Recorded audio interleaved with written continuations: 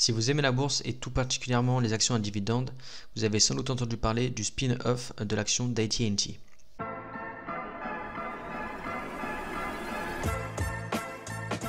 Dans cette vidéo, je vais simplement vous expliquer ce que je fais de mes actions d'AT&T et de Warner Bros. Discover.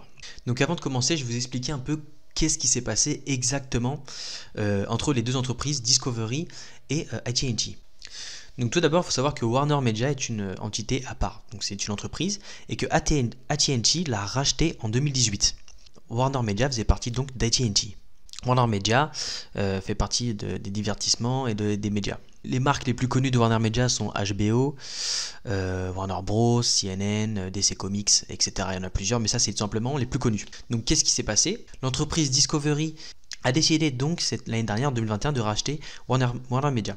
Donc Discovery, vous le connaissez sans doute aussi, c'est la chaîne de médias qui possède la BBC, Eurosport, Discovery Channel et plein d'autres émissions, etc. Donc tout simplement, Discovery va piquer Warner Media à AT&T en échange de distribution d'actions gratuites aux actionnaires d'AT&T. Donc la quantité exacte, c'est si vous étiez actionnaire de AT&T, vous allez recevoir 0,24 actions de la société Warner Bros Discovery. Donc il y a eu ça, et du coup dans la foulée, l'annonce du dirigeant de AT&T a décidé de donner aux actionnaires d'AT&T entre 8 et 9 milliards de dollars, ce qui va faire descendre le dividende de l'action à 1,11 $ par action contre 2,08 $ avant.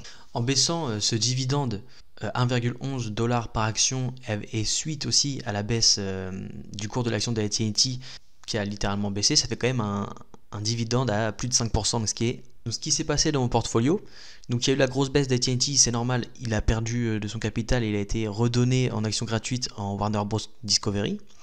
Donc ce qui fait que je possède toujours mes 3,62 actions d'AT&T, mais je possède aussi 0,87 actions de Warner Bros Discovery. Donc mon AT&T est en moins-value de moins 29%, alors que Warner Bros est en plus-value de 1,68%, alors qu'en réalité il est en plus-value de 100%, enfin de totalement, parce que mon PRU de 0, j'ai rien payé pour avoir cette action-là.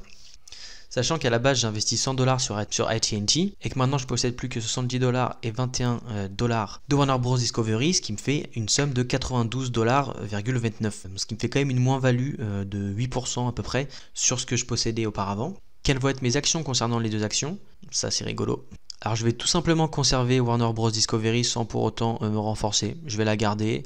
Ça a l'air d'être une action de croissance qui risque pas de verser de dividendes par la suite, mais pourquoi pas, voilà, si elle arrive à monter à 50 $, la revendre pour ensuite investir ailleurs.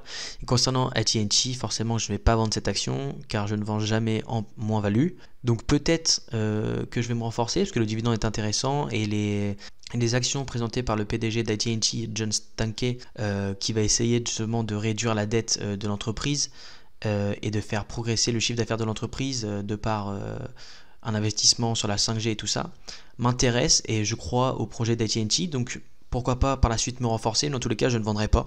Donc voilà comment je vais réagir suite au speed-off d'AT&T et Warner Bros. Donc si cette courte vidéo vous a plu, n'hésitez pas à lâcher votre meilleur like et vous abonner, commenter si vous avez des réflexions sur ce spin-off. Je serai ravi de discuter avec vous dans l'espace commentaire. Allez, tchuss!